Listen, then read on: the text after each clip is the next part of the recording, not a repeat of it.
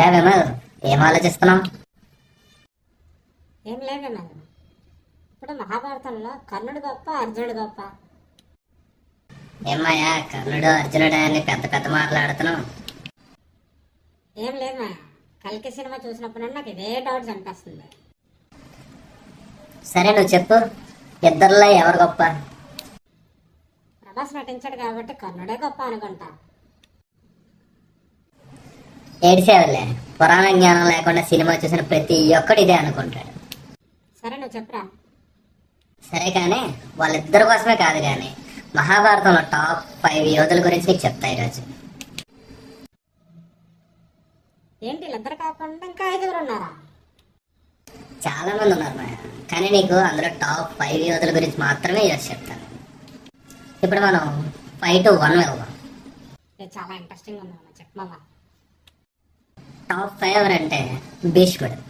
అతనికి చాలా ప్లస్ పాయింట్లు ఉన్నాయి, కానీ అతనికి కూడా కొన్ని నెగిటివ్ పాయింట్లు ఉన్నాయి. సో ఈ రీజన్స్ వల్ల అతనికి టాప్ 5 పెడుతున్నాం. భీష్ముడిలో ఉన్న నెగిటివ్ పాయింట్స్ ఏంటి అంటే, తండ్రికి ఇచ్చిన మాట వల్ల ఒక ప్రేమ జంట విడిపోవడానికి కారణమయ్యాడు. ఒక అమ్మాయి జీవితం మధ్యలో ఆగిపోవడానికి ఒక కారణం అయ్యాడు. అలానే రాజ్యానికి ఇచ్చిన మాట వల్ల అధర్మం వైపు నుంచి యుద్ధం చేశాడు. ఇవన్నీ కాకుండా పాండవులు వనవాసానికి వెళ్ళినప్పుడు కానీ, ద్రౌపది వస్త్రాభరణం చేసినప్పుడు కానీ మాట్లాడకుండా ఒక పెద్ద తప్పు చేశాడు. అందుకే భీష్ముడికి టాప్ 5th పొజిషన్ ఇస్తున్నాం. మరి టాప్ 4? ఇక టాప్ 4 విషయానికి వస్తే టాప్ 4 కర్ణుడు. ఇతను దానంలో కానీ యుద్ధంలో కానీ చాలా ప్లస్ పాయింట్లు ఉన్నాయి, కానీ అతనికి 4th పొజిషన్ ఇవ్వడానికి రీజన్ ఏంటంటే అతను సొంత వాళ్ళతోనే వెలివేయబడ్డాడు. అతనికి ద్రౌపది వస్త్రాభరణంలో జరిగిన అవమానాలను దృష్టిలో పెట్టుకొని కురుక్షేత్రానికి కారకుడయ్యాడు. ఫైనల్గా అధర్మం వైపు యుద్ధం చేశాడు. కాబట్టి కర్ణుడికి టాప్ 4th పొజిషన్ ఇస్తున్నాడు. మరి టాప్ 3? ఇక టాప్ 3 విషయానికి వస్తే టాప్ 3 అర్జునుడు.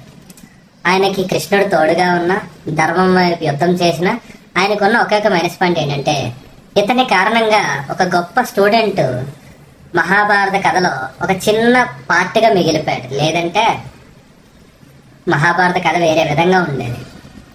కాబట్టి అర్జునుడికి టాప్ 3 పొజిషన్ ఇస్తున్నాడు. పైకి వచ్చే కొద్ది ఇంట్రెస్ట్ చాలా పెరుగుతుందమ్మా. ఎందుకే టాప్ 1 and 2 ఎవరు చెప్పా? ఇప్పుడు చెప్పే వాళ్ళిద్దరిలోనే ఎవరు టాప్ 1 ఎవరు టాప్ 2 విషయం పక్కన పెడితే వాళ్ళల్లో ఉన్న క్వాలిటీస్ బేస్ మీద నేను ఇస్తున్నాను. వీళ్ళిద్దరిని జడ్జి చేసేంత క్యాపబిలిటీ నాకు లేదు, కానీ చెప్తున్నా విను.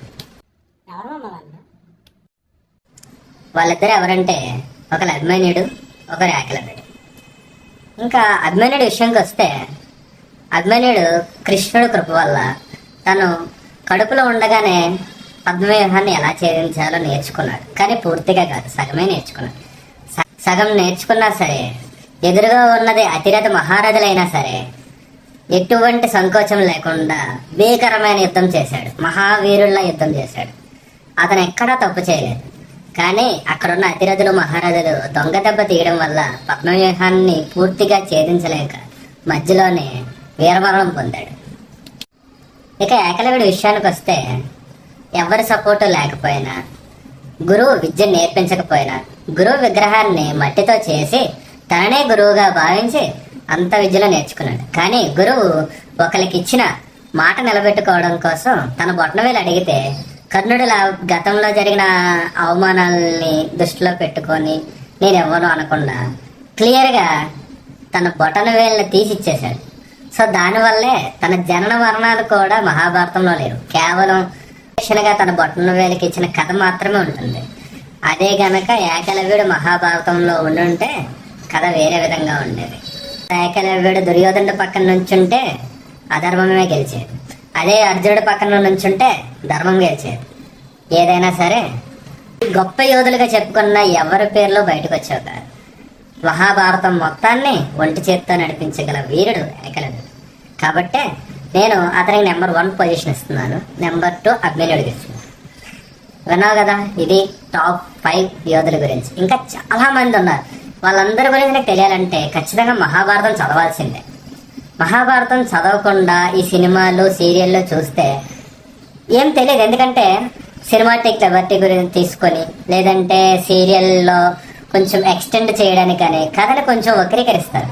కానీ ఆలోచించింది ఏది కూడా కథని ఇబ్బంది పెట్టకుండా ఉన్నది కాబట్టి అవి అలా సాగిపోతున్నాయి. నీకు కరెక్ట్ మహాభారతం తెలియాలంటే ఖచ్చితంగా మహాభారతం పుస్తకం కొనుక్కొని చదువు. అంత పెద్ద పుస్తకం చదవడం మన వల్ల కాదు మా.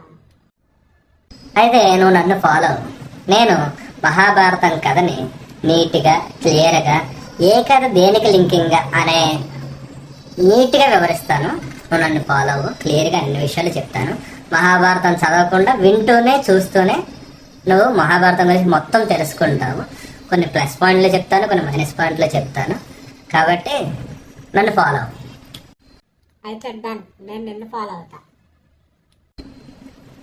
మీరు కూడా ఫాలో అవ్వండి.